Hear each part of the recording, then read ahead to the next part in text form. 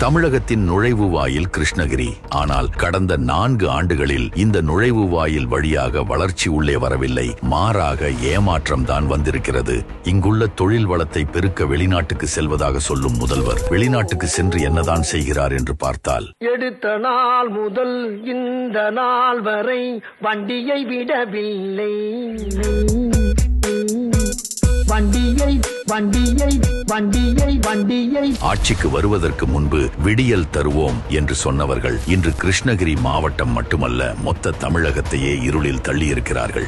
இங்கு ஆளும் அரசின் கூட்டணி கட்சி எம்எல்ஏ ஒருவர் இருக்கிறார். டி. ராமச்சந்திரன் என்னும் நான் கம்யூனிஸ்ட் என்ற போர்வையில் மிகப்பெரிய ரவுடிச சாம்ராஜ்யத்தையே நடத்தி வருகிறார். 3 கொலை வழக்குகள், 4க்கும் மேற்பட்ட கொலை முயற்சி வழக்குகள், கிரனைட் கொலை தொடர்பாக நேரடியாக ராமச்சந்திரன் மீது 4 வழக்குகளும், அவருடைய பினாமிகள் மீது 5க்கும் மேற்பட்ட வழக்குகள் பதிவாகி இருக்கிறது. கொலை, அடிதடி என கிருஷ்ணகிரியையே ரத்த வெள்ளத்தில் மிதக்க விட்டிருக்கிறார். பழனியோட தலையை வெட்டி கொண்டு வந்து இவர்கிட்ட காட்டுறாங்க. வரதராஜன் என்ற ராமச்சந்திரன் லகுமையா கால்பந்து அடிப்பாங்க, அந்த மாதிரி தலையை கையில பிடிச்சிட்டு அடிச்சிருக்காரு. தலி ராமச்சந்திரன் குற்றச்சாட்டு வச்சு ஒரு சோறு வருது. இப்போ ஒட்டிட்டு வரும்போது ஒரு கும்பல் போயிட்டு இந்த கைதாடா எங்களுக்கு எதிராக போஸ்ட் ஓட்டணும் அப்படின்னு கையை வெட்டி தலையை அங்கே வெட்டி கொண்டுறாரு. கல்குவாரிகள் எதுவுமே இல்லாத ஒரு கல்குவாரியில ஒரு மேனேஜரா, ஒரு பியூனா, ஒரு வாட்ச்மேன வேலை செஞ்சவரு பலாயிரம் கோடிக்கு பணம் எப்படி வந்தது? அவங்களுக்கு எதிரி. உடனே நானே பேட்டி கொடுக்கணும், அவங்களுக்கு எதிரா இது பண்ணா முடிஞ்சு போச்சு. நைட்டோட நைட்டா இது வரைக்கும் பாத்தீங்கன்னா ஒரு வேட்பாளராகவோ ஒரு சட்டமன்ற உறுப்பினராகவோ என்ன பார்க்காம குடும்பத்தில் ஒருவரா பார்த்துட்டு இருக்காங்க. உங்க வீட்டு பிள்ளையா நினைச்சு எல்லாரும் என்னை மன்னிச்சிருங்க.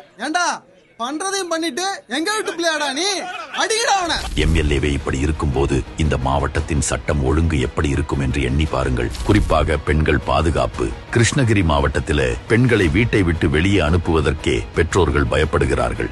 அப்படி ஒரு நிலைமையை இந்த திமுக அரசு உருவாக்கி வைத்திருக்கிறது. அதற்கு இந்த ஒரு செய்தியே உதாரணம். கிருஷ்ணகிரி மாவட்ட பள்ளியில் என்சிசி முகாம் நடத்தி பயிற்சி தருவதாக சொல்லி 13 மாணவிகளுக்கு பாலியல் தொல்லை கொடுத்த கொடூரம்.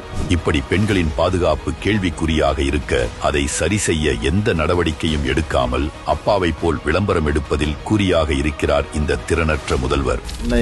அண்ணனாக தம்பியாக ஏத்துக்கிட்டு உங்க குடும்பங்கள்ல ஒருவனா நினைக்கிற பாசமிகு சகோதரி அனைவருக்கு என்ற அன்பான வணக்கம். திராவிட மாடல் அரசுனாலே அது பெண்களுக்கான அரசுன்னு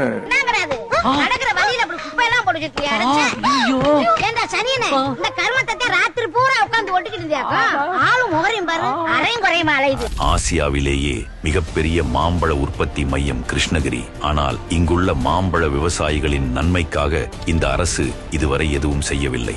மண்டிக்கு போனா 3 ரூபாய் 2 ரூபாய், ஃபேக்டரி போனா 5 ரூபாய் 5 ரூபாய், இறக்க கூலி இல்ல. எங்களுடைய நிலைமை கேள்விக்குறியே ஆகி போச்சு. நாங்க வாழ்றதா இல்ல ஏதாவது மருந்து சாப்பிட்டு போறதுன்னு கூட எங்களுக்கு தெரியல. விவசாயிகளுக்காக ஏற்படக்கூடிய துன்பங்களுக்கு துணை நிற்கக்கூடியவன் தான் இந்த ஸ்டாலின். மறந்துவிடக் கூடாது தம்பி. ஒரு மனுஷன் போய் பேசலாம், ஆனா ஏக்கர் கணக்கில் எல்லாம் பேசப்படாது. கிருஷ்ணகிரி மாவட்டத்தில் மட்டும் யானை தாக்குதலில் உயிரிழந்தவர்களின் எண்ணிக்கை ஒவ்வொரு ஆண்டும் அதிகரித்து வருகிறது. குறிப்பாக தேன்கனிக்கோட்டை மற்றும் பர்கூர் பகுதிகளில் மக்களின் பாதுகாப்பு கேள்விக்குறியாகியுள்ளது. கிருஷ்ணகிரி மாவட்டம் மகாராஜா கடை அருகே நாரளப்பள்ளி கிராமத்தில் காட்டு யானை தாக்கி விவசாயி உயிரிழந்த நிலையில் கிருஷ்ணகிரி மாவட்டம் போச்சம்பள்ளி அருகே கோவில் பூசாரி யானை மிதித்து உயிரிழந்தார். கொடிகள் அமைப்போம், சோலார் வேலி அமைப்போம் என்று நிதி ஒதுக்கீடு செய்ததாக சொல்கிறது அரசு. அந்த நிதி எங்கே போனது? அத செலவு பண்ணிட்டேன், திருப்பி கொடுத்துருங்க. இருந்தா தரமாட்டானா? உண்மையிலே செலவு பண்ணிட்டேயா? கிருஷ்ணகிரி மக்களை கண்ணீரில் ஆழ்த்திய இந்த திமுக அரசை வீட்டிற்கு அனுப்புவோம். கிருஷ்ணகிரியின் எதிர்கால நலனுக்காக தேசிய ஜனநாயக கூட்டணிக்கு ஆதரவை அளிப்போம்.